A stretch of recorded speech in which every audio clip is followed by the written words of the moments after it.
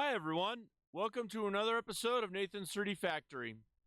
In this episode, I am going to go over a feature that has been, shall we say, taken out, right? Or rather, it's there, but you know what? We're going to do the updated version of this, okay? So this came in from another viewer of mine that had the question, so what about align Euler to vector, right? Or Euler to rotation? And so I want to do an update on that. So if we go into geometry nodes, what I'm going to do is I'm going to make a new node setup for this cube. And then I'm also going to do Control 2. I'm going to put this on top as well. Okay. Now,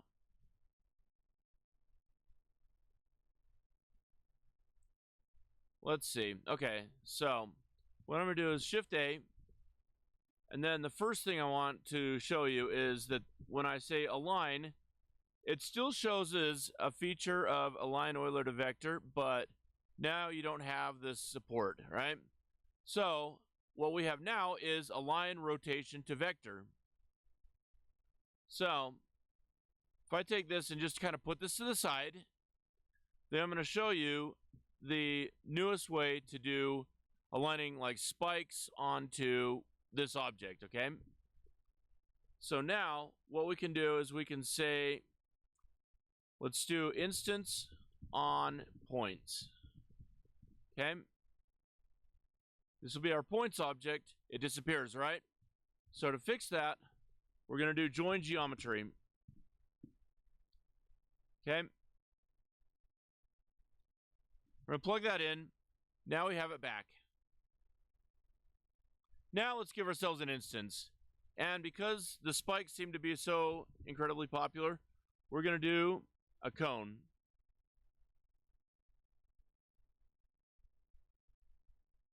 Okay. And then we're going to take this mesh and put it into the instance socket here. So right here you can see that they're all on the vertices. Okay. And I want to change that so that it's going to be 2 points. Mesh to points. And then I'm going to put this right here where it plugs into the points. We're going to change that from vertices to faces. And now they go in the middle of the faces instead. So now we have that. And then what I want to do is that I want to take these objects so I line them up with the faces. The old way was to align to Euler, or align Euler to rotation. Now we're going to do align rotation to vector. Okay? So what we need to do is we need to get each of these face values. And to do that, I'm going to do capture attribute. Okay? So I'm going to put this right here. And then I'm going to do an input node. And that's going to be the normal. Okay?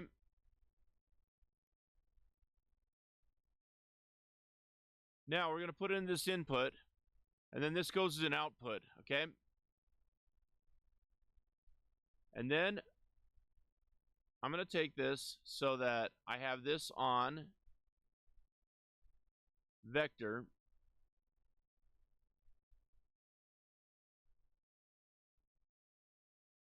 And then we're going to put it here. And now we have that so it's all aligned.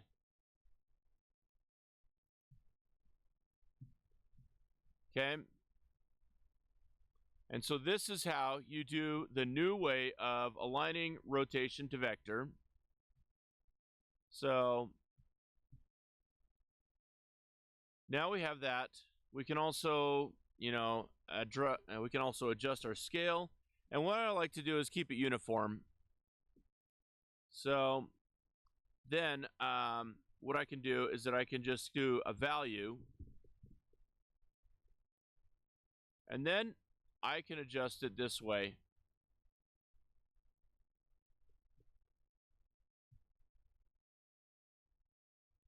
I can also add a radius top. And then I got that. I can even make them bigger with the radius. Pretty cool, huh? So anyway, the other thing that I like about this is that where the pivot point goes on these cones is automatic, so you don't have to do any adjusting up and down center versus base or top or anything like that. It just does it right, you know?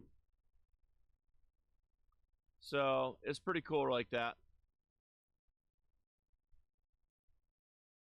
So it does like an automatic pivot, but that's just with these guys here, you know?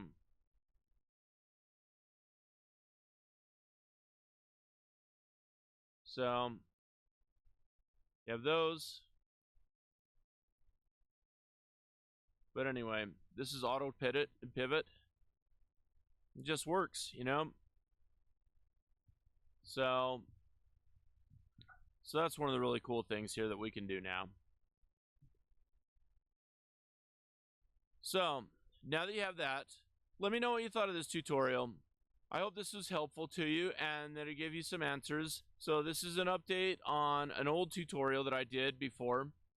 So let me know again in the comments what you think of this. Also, give a like if you like the video. If you haven't subscribed to the channel yet, please do so. Also, check out my store online, nathans3dfactory.com. And thank you so much for watching Nathan's 3D Factory. Have a great day, guys.